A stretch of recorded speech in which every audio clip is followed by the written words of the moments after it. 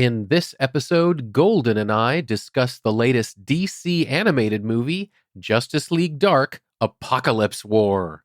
Full speed ahead.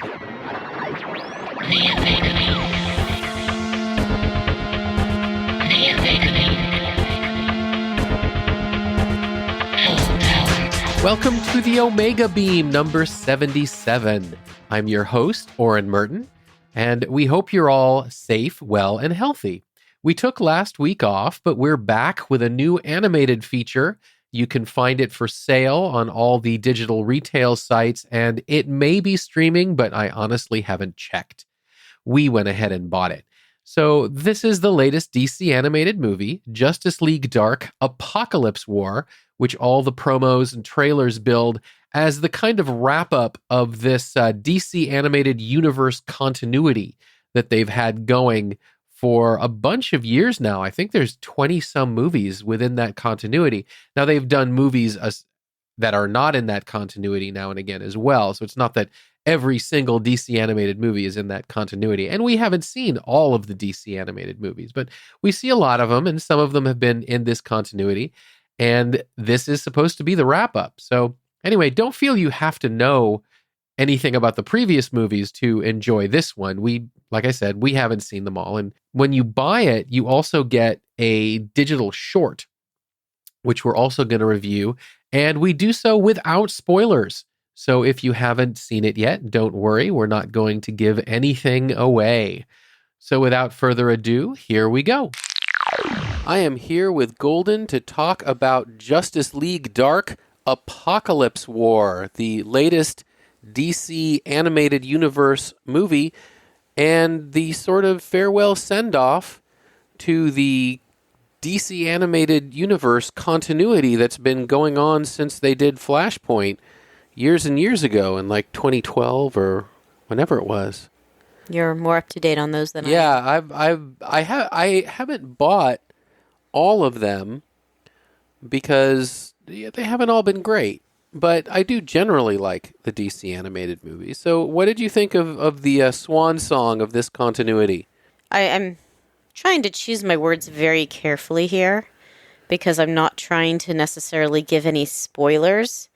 And I have to say that the end, in a way, was a little disappointing to me because of how it affected what happened in the movie. Okay.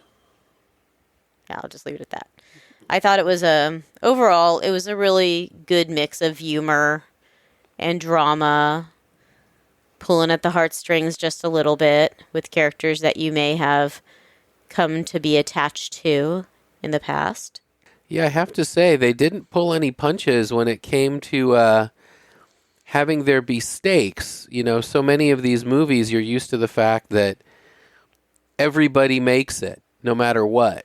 That, you know, they can't let anything too serious happen to their cash cows. But in this one, you know, there are stakes, and they're up against impossible odds, and they suffer for it. But, you know, I think the trailer for the movie itself shows that, you know, everything's bad and dark, and it shows Clark Kent with the glowing kryptonite eyes and, you know, having been vanquished and all the rest. So you know that this is a dark story. Although Justice League Dark doesn't just refer to the mood, it refers to when they have the magic characters like Constantine and all the rest. And of course, I love it whenever they have Constantine because he's a great character. And Matt Ryan did a superb job. And there are definitely a few points in the Constantine story that take you for a little ride and surprise you. Exactly. I mean, you know, Matt Ryan truly owns this part, whether he's doing it in live action on the short-lived Constantine TV series or the Arrowverse shows, when he's doing the animated shows. He just really inhabits the character. And some of the same, you know, because this has been a continuity for so long in the animated world. Like, this is, I don't know how many times Rosario Dawson or Jason O'Mara or, you know, Rebecca Romaine and Jerry O'Connell have done their parts as, Wonder Woman and Superman and Lois Lane. So they've been doing this for a long time as well. And there's a comfort to it. I love Rainn Wilson, his take on Lex Luthor. So it definitely, I think, hit all the highlights as far as what the fans want to see. I don't know how many people are excited about the fact that this continuity is coming to an end, or wish it were going on longer. Obviously, this is not the end of DC animated movies. They're clearly going to be continuing. They do 3 a year, and they're not slowing down. The last one that they did and that we talked about, Superman Red Sun, was not in this continuity. It was a one-off in Elseworlds. So I don't know if they're just going to be focusing on Elseworlds or if they're going to be inventing their own entirely new animated continuity, or if they're going to grab a comic continuity, because this continuity has been based off the DC, the New 52, when they came out with all new 52 lines of comics in 2011. So it's been at this a long time. DC has had additional lines since then of Rebirth and other stories that I haven't read, so I can't tell you anything about them. But I don't know what their plan is as far as this. But I think as capstone films go, I think this did a pretty good job. I mean, like you said, I understand how the ending, might have left you a little bit wanting more. But overall, I think the story was pretty good. It was nice to see some of the characters acting in ways you'd never see them act. Yeah, I mean, you can... It's not that it's not a little bit predictable. There is a little bit of predictable, but there's a little bit of predictability there. But I think that, like I said, there is a good sense of some drama, some twists, some turns, and a lot of humor. I think that without Matt Ryan and Constantine, it would have been way too dark. Yeah. I think that he brings that edge to it, that lightheartedness, that it's okay to be in a dark situation and still have that edge of humor. Definitely.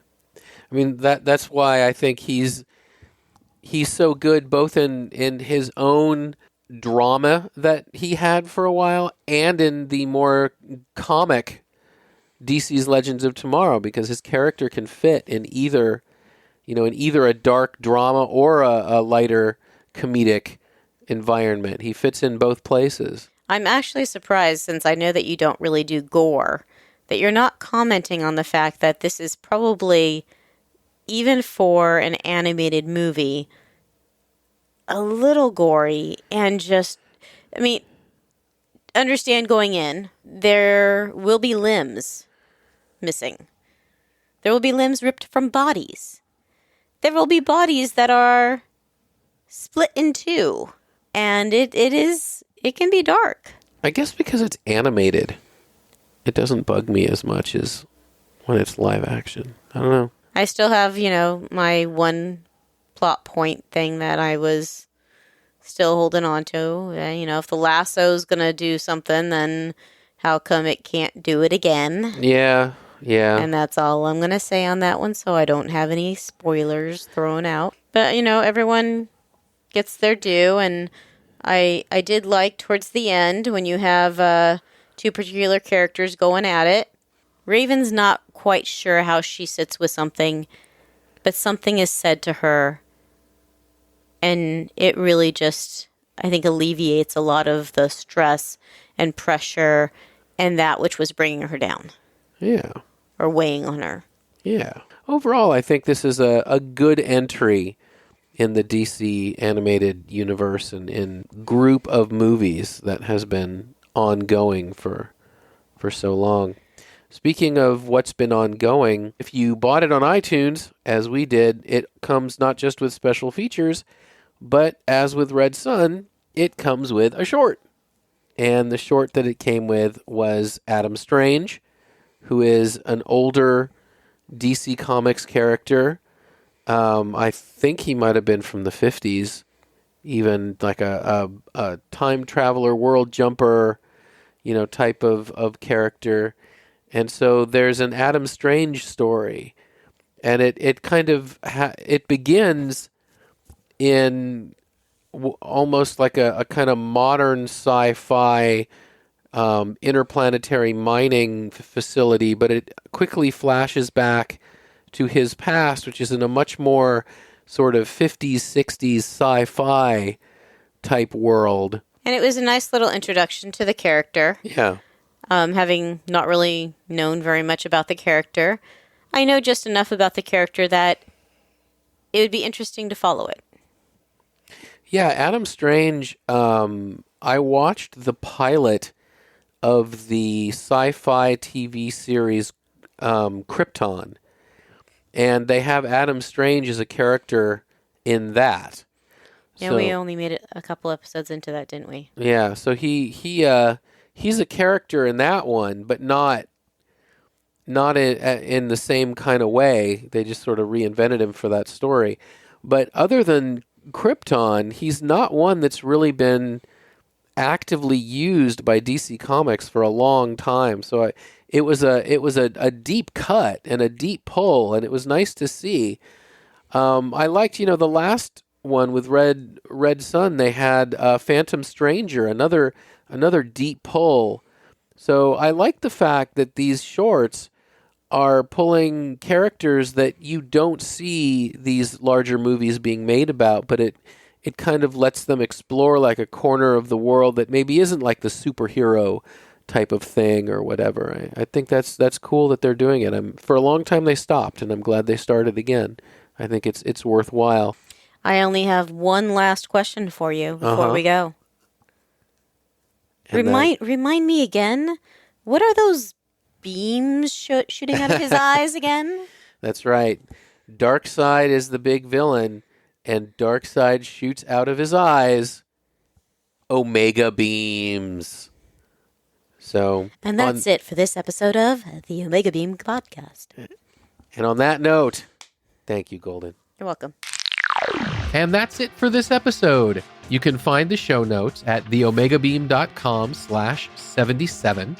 If you like this episode, please leave a review in the Apple Podcasts app or wherever you listen to podcasts. Those reviews help other people find this podcast. If you have comments or suggestions, please drop us a line at info@theomegabeam.com. Be good to yourselves and each other, and we'll catch you next time.